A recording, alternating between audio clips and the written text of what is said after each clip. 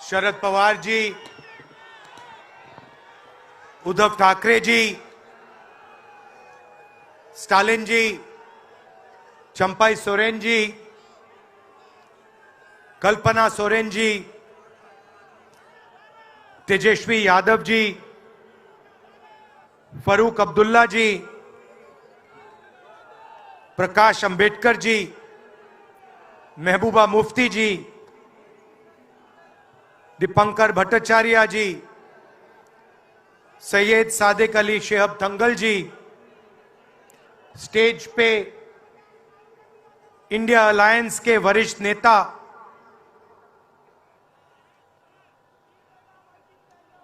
Honourable CWC members, Congress और गठबंधन के प्यारे कार्यकर्ता,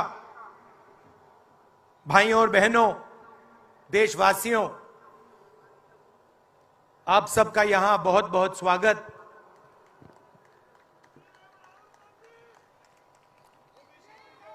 पिछले साल कन्याकुमारी से कश्मीर तक हमने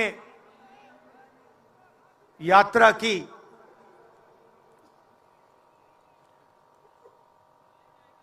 यात्रा करनी पड़ी। अगर मैं अपने आप से पूछता 2004 में, 2010 में, 2014 में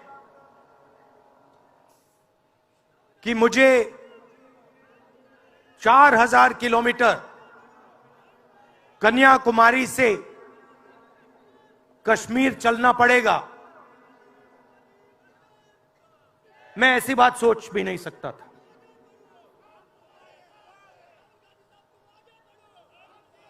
ये यात्रा, शांत हो जाएं,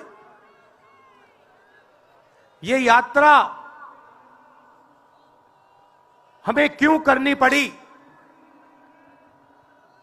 क्योंकि देश का जो कम्युनिकेशन का सिस्टम है, चाहे वो मीडिया हो, सोशल मीडिया हो,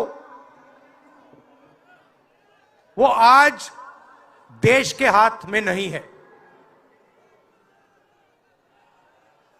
जनता के जो मुद्दे हैं, बेरोजगारी, हिंसा, नफरत, महंगाई, किसानों के मुद्दे, अग्निवीर के मुद्दे, जवानों के मुद्दे, वो मुद्दे आपको मीडिया में नहीं दिखाई देंगे। तो हमने ये यात्रा करनी पड़ी क्योंकि और कोई चारा नहीं था। देश के ध्यान को पकड़ने के लिए विपक्ष को 4000 किलोमीटर, और सिर्फ राहुल गांधी नहीं चला, यह गलतफहमी में मत रहिए कि ये राहुल गांधी चला है। सब पार्टियों के, सब विपक्ष के पार्टियों के लोग चले, सब नेता आए, हिंदुस्तान का पूरा विपक्ष इन यात्राओं में शामिल हुआ। शरद पवार जी आए, उद्धव जी आए, तेजस्वी आए।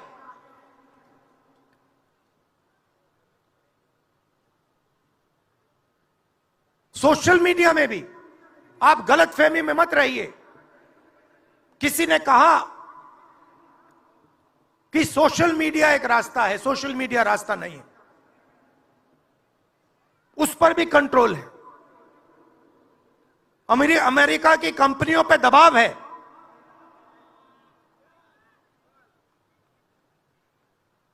तो काफी डिस्कशन होता है कि हम बीजेपी से लड़ रहे हैं।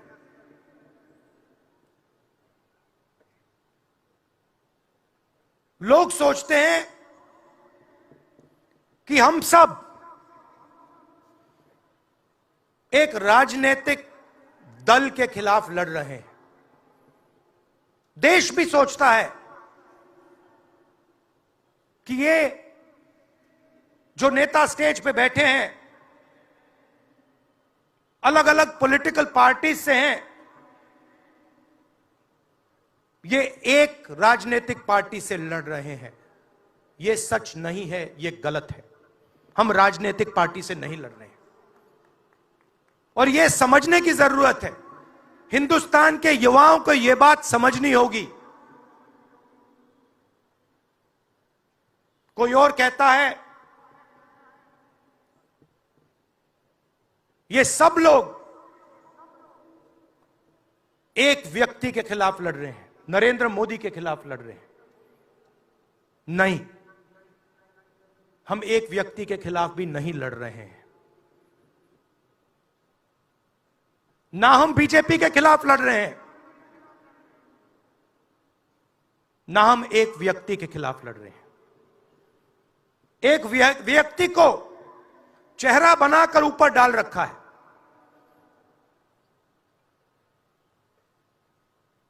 हिंदू धर्म में शक्ति शब्द होता है। हम शक्ति से लड़ रहे हैं, एक शक्ति से लड़ रहे हैं। अब सवाल उठता है वो शक्ति क्या है? जैसे किसी ने यहां कहा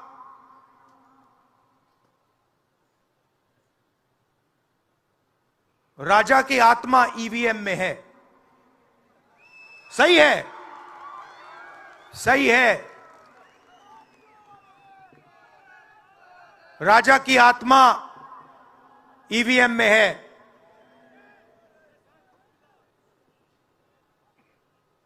हिंदुस्तान की हर संस्था में है,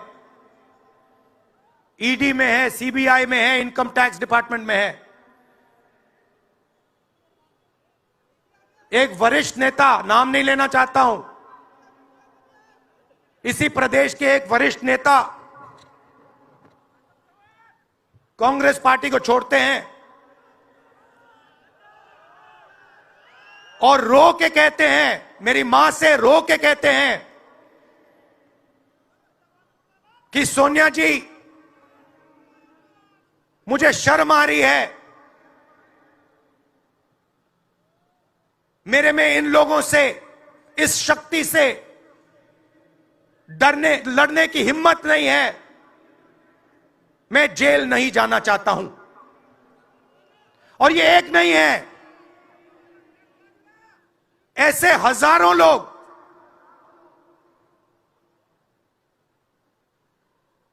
डराए गए हैं। क्या आप सोचते हो शिवसेना के लोग, एनसी के लोग ऐसे ही चले गए? नहीं, जिस शक्ति की मैं बात कर रहा हूं, उन्होंने उनका गला पकड़कर उनको बीजेपी की ओर किया है और वो सब डर के गए हैं।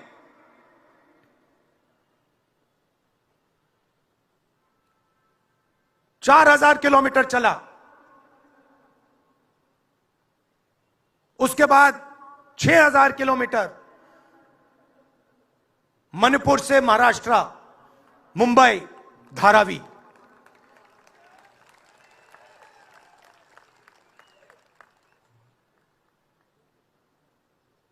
क्या मैंने देखा, क्या सुना, मैं आपको समझा नहीं सकता,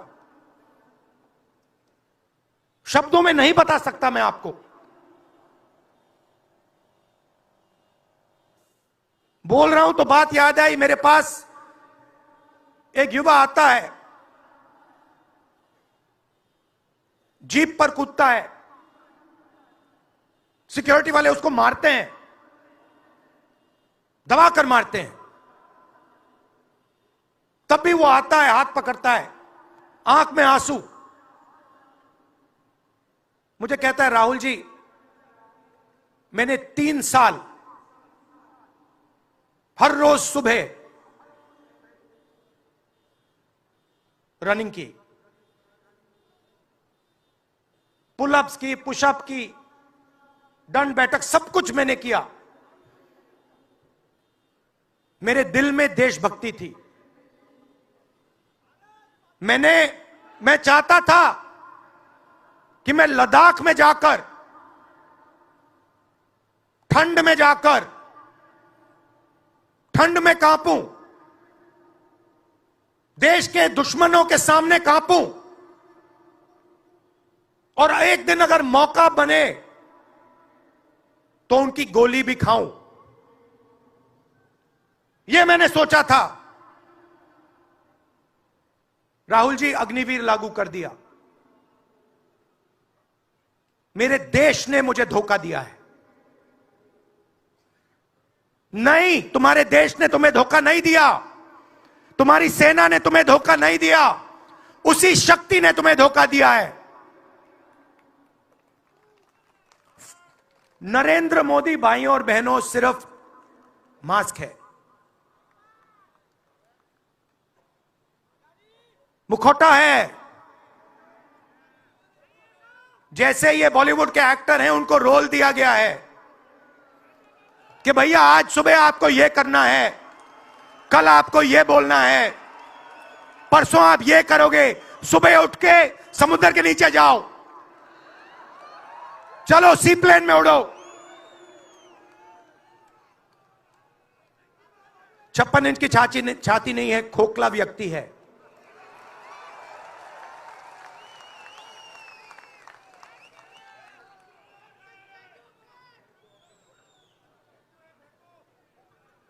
धारावी को देखिए आप। मुझसे पूछा गया कि ये जो यात्रा होगी कहां से कहां होगी। मैंने सोचा, एक बात क्लियर थी, मणिपुर से शुरू होगी। क्यों? वहां पे इसी शक्ति ने सिविल वॉर का माहौल बना रखा है। भाई भाई को मार रहा है, गोली मार रहे हैं, तो शुरुआत तो वहां से होगी।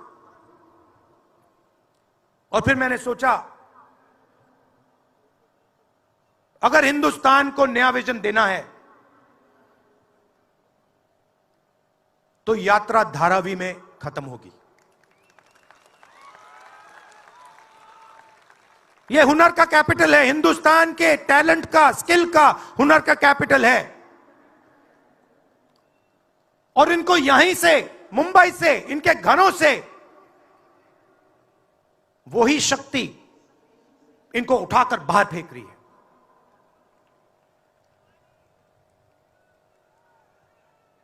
एक साथ मिलकर वही शक्ति इन लोगों की जिंदगी बर्बाद करने में लगी हुई है। मैं आपको इस स्टेज से बता रहा हूं, चाइना में एक शहर है,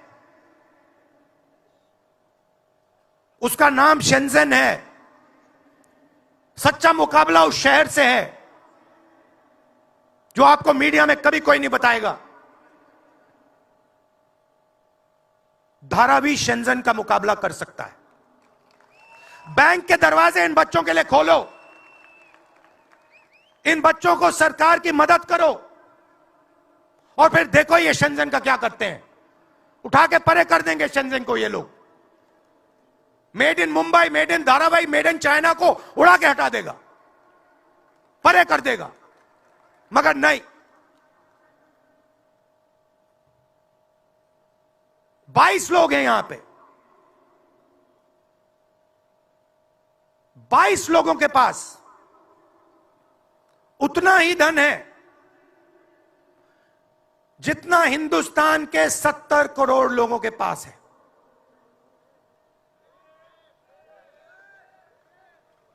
हिंदुस्तान में इंटरनेशनल एयरपोर्ट खुलवाने के लिए साल लग जाते हैं।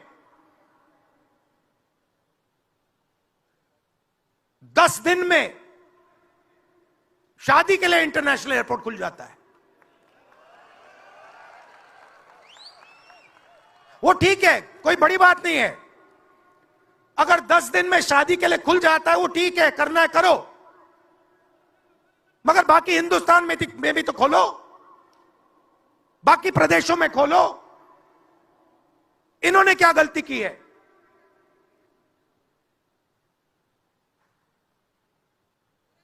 पचास 50% हिंदुस्तान की आबादी पिछड़े वर्ग की है,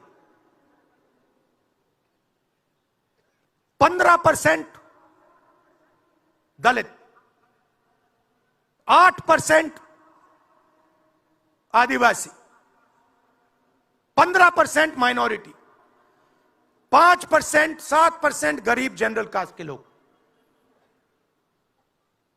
मीडिया के मालिकों की लिस्ट निकालिए, नाम दिखा दीजिए मुझे। दलित का नाम दिखा दो, आदिवासी का नाम दिखा दो, पिछड़े का नाम दिखा दो लिस्ट में। एक नहीं मिलेगा आपको। मैं ढूंढ रहा हूं, महीनों से ढूंढ रहा हूं।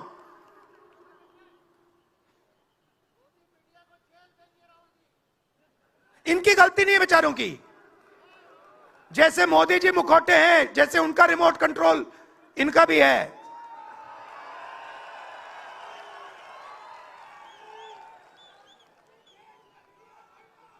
मीडिया में कोई नहीं। हिंदुस्तान की सबसे 200 बड़ी कंपनियों की लिस्ट निकालिए, मालिकों की लिस्ट निकालिए। गरीब जनरल कास्ट का व्यक्ति का नाम बता दो मुझे, दलित का, पिछड़े का, किसी भी गरीब व्यक्ति का नाम बता दो, किसी भी पिछड़े का नाम बता दो 200 कंपनियों के मालिक की लिस्ट में। नहीं मिलेगा।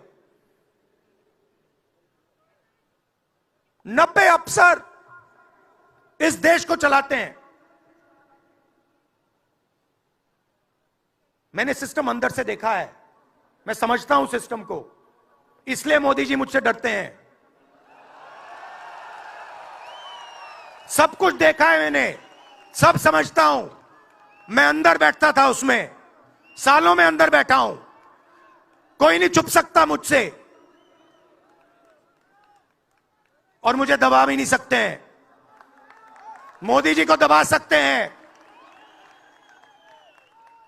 तो 90 लोग हैं, उसमें 3 पिछड़े हैं, 3 दलित, 1 आदिवासी। फर्स्ट जनरेशन गरीब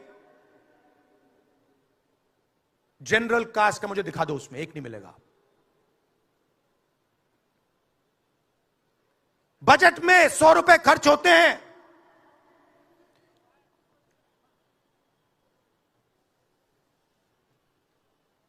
पिछड़े, दलित, आदिवासी सबको मिला दो, 6 रुपए का निर्णय लेते हैं। पॉलिसी कहां बनती है? पॉलिसी ये 90 लोग बनाते हैं, उसमें 200-300 और जोड़ दो।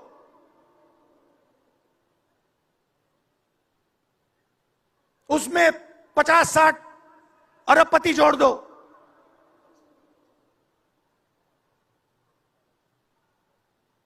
यह है सच्ची शक्ति जो हिंदुस्तान को चला रहा है। और इससे आप कोई नहीं बचेगा, आप में से कोई नहीं बचने वाला। यहां किसी ने ईवीएम की बात की, मैं आपको बता रहा हूं, ईवीएम के बिना नरेंद्र मोदी चुनाव नहीं जीत सकता है। इलेक्शन कमीशन से हमने कहा कि एक काम कीजिए, विपक्ष की पार्टी को ये मशीनें दिखा दीजिए, खोल के हमें दिखा दीजिए ये कैसे चलती हैं, हमारे एक्सपर्ट्स को दिखा दीजिए। इलेक्शन कमीशन नहीं दिखाता। फिर हमने कहा देखिए, इसमें से कागज निकलता है, वोट मशीन में नहीं है, वोट कागज में है। ठीक है, आप मशीन चलाइए, मगर कागज की भी गिनती कर दीजिए। इलेक्शन कमीशन कहता है नहीं, कागज की गिनती नहीं होगी। क्यों नहीं होगी? कैसे नहीं होगी? सिस्टम नहीं चाहता कि ईवीएम की गिनती हो जाए। क्यों? क्योंकि यह सिस्टम आपके धन को चोरी करने का सिस्टम है। ये आप लोग जीएसटी देते हो, उतनी ही जीएसटी देते हो जितना अदानी देता है। 18% शर्ट पे देते हो, उतनी वो देता है। उसकी आमदनी लाखों करोड़ रुपए, आपकी 50,000 रुपए। और फिर देखो पैसा कहां जाता है। कोई भी स्कीम देख लो, फसल बीमा योजना देखो, 35,000 करोड़ रुपए 16 कंपनियों को जाता है। उसमें आपको एक दलित नहीं मिलेगा, एक पिछड़ा नहीं मिलेगा, एक गरीब नहीं मिलेगा। कानून ये 90 लोग बनाते हैं। पैसा जाता है 16 कंपनियों में। और जब हमारे किसान कहते हैं ओला गिर गया, बारिश हो गई, बर्बाद हो गए, वो कहते हैं भैया नहीं, तुम्हें मुआवजा नहीं मिलेगा, ये तुम्हारा है ही नहीं, तुम्हें कैसे मिलेगा, मर जाओ जाके। नरेंद्र मोदी जी का काम आपके ध्यान को भटकाने का है।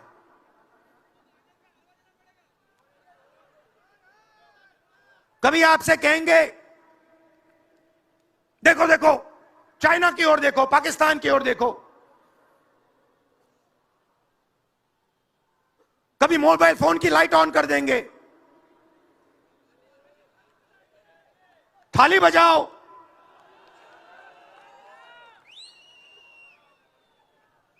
कभी कहेंगे देखो मेरा अपमान कर दिया, जैसे अभी किसी ने उनकी पत्नी के बारे में बोला, अब कहेंगे देखो मेरा अपमान कर दिया, ध्यान भटकाने के लिए। अब देखना होगा।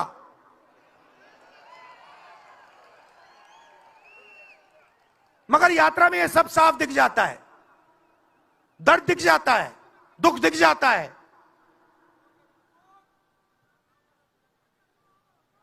चालीस साल से सबसे ज्यादा बेरोजगारी हिंदुस्तान में आज है। मीडिया में आपको एक मिनट के लिए नहीं दिखता।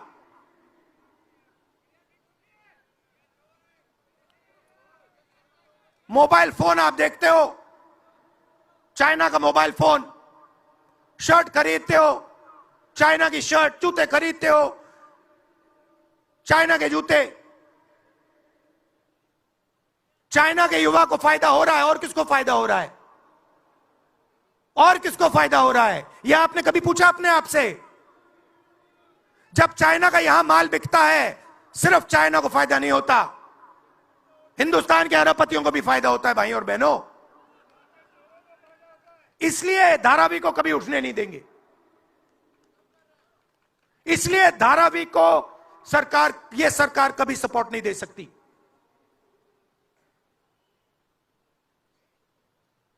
पूरा सिस्टम कंट्रोल में है।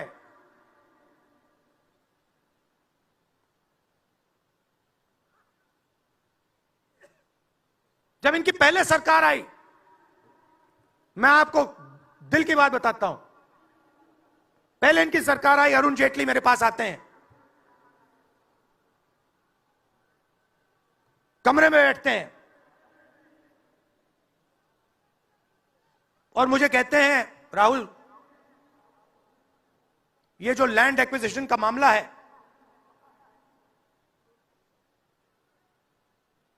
तुम इस पर मत बोलो।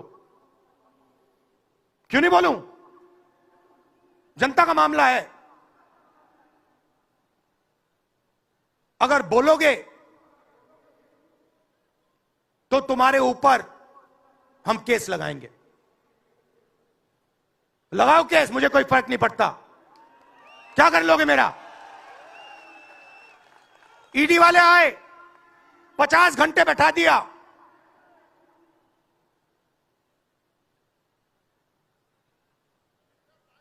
अंत में पता है क्या बोलता है ईडी का अफसर? मुझे पता है क्या बोलता है? कहता है राहुल जी, आप किसी से नहीं डरते हो, आप नरेंद्र मोदी को हरा सकते हो।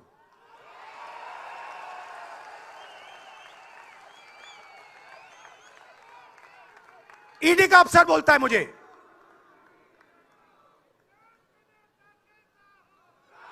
मगर मैं राहुल गांधी नहीं हूं। आप ये मत सोचो कि मैं राहुल गांधी हूं। आप ये मत सोचो कि उद्धव ठाकरे हैं। ये नहीं है, ये हिंदुस्तान की आवाज है। आप देखिए, हर प्रदेश से यहां लोग बैठे हैं। हर व्यक्ति ने अपनी यहां बात रखी। स्टालिन जी ने अपनी बात रखी, सोरेन जी ने अपनी बात रखी। ये हिंदुस्तान बोल रहा है। नरेंद्र मोदी जी की मीटिंग देखिए, वहां सिर्फ एक व्यक्ति बोलता है।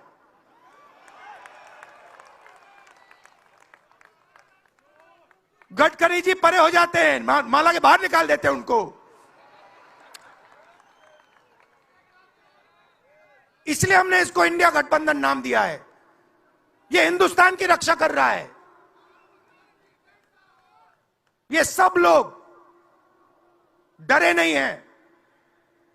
ये सब लोग उसी सिस्टम का मुकाबला कर रहे हैं। आज नरेंद्र मोदी के पास भ्रष्टाचार की मोनोपोली है।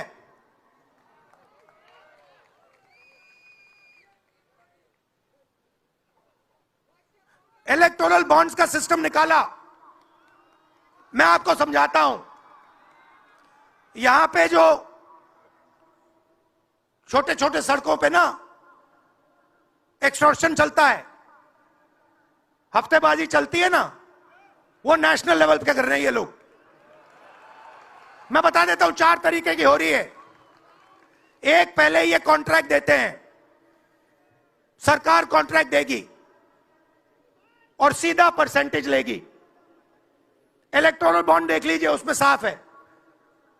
कंपनी को कॉन्ट्रैक्ट मिलता है, उसके एकदम बाद वो बीजेपी को हफ्ता देना शुरू कर देती है। दूसरा, सीधा एक्सटॉर्शन। ईडी सीबीआई भेज देंगे। जैसे यहां पे मुंबई का एयरपोर्ट इनको चाहिए था,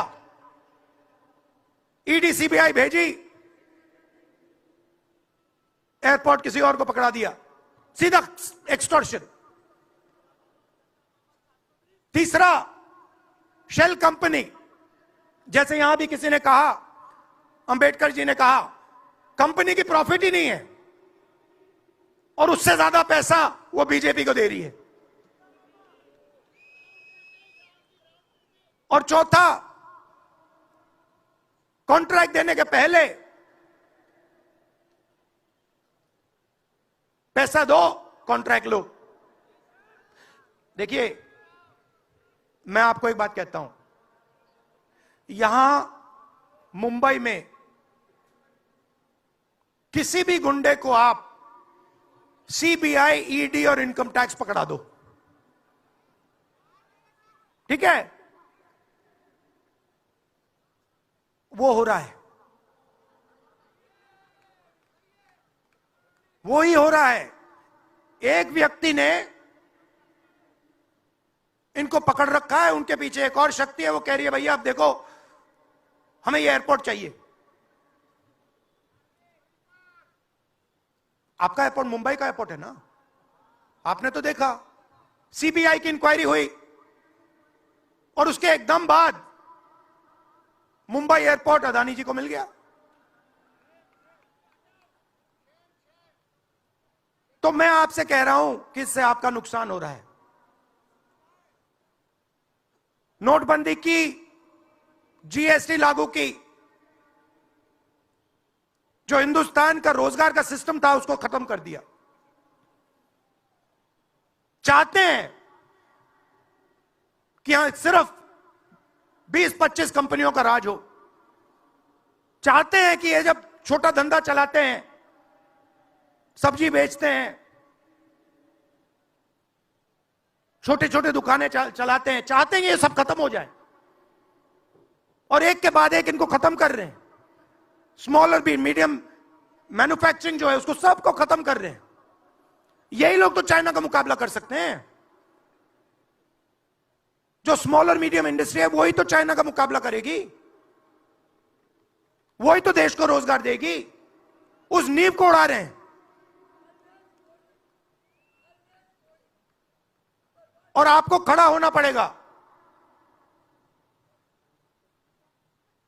आपके बिना काम नहीं बनने वाला।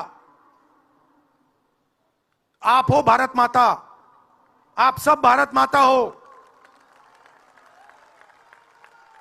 और आपकी जिम्मेदारी बनती है, हमारी जिम्मेदारी है, मगर देश के युवाओं की भी जिम्मेदारी बनती है।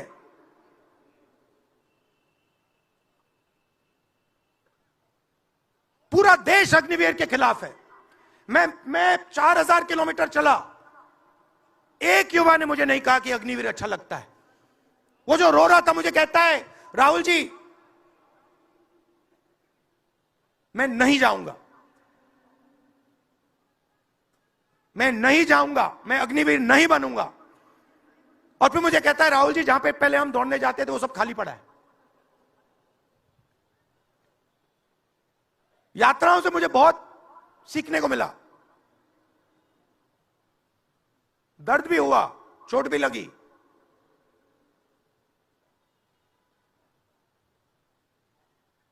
मगर जो प्यार मिला,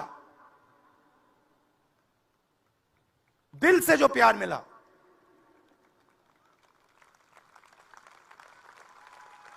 वो उसका कोई मुकाबला ही नहीं है। मैं कह नहीं, बता ही नहीं, समझा नहीं सकता आपको। और जो भी आप मुझसे करवाना चाहो, जहां भी आप मुझे बुलाना चाहो, मैं आपके लिए और इस देश के लिए हाजिर हूं। यह नफरत का देश नहीं है, यह मोहब्बत का देश है। नफरत जानबूझ के फैलाई जा रही है। नफरत इसलिए फैलाई जा रही है कि आप अपना ध्यान इधर उधर करो और आपके जेब में से आपका पैसा लूटा जाए, छीना जाए।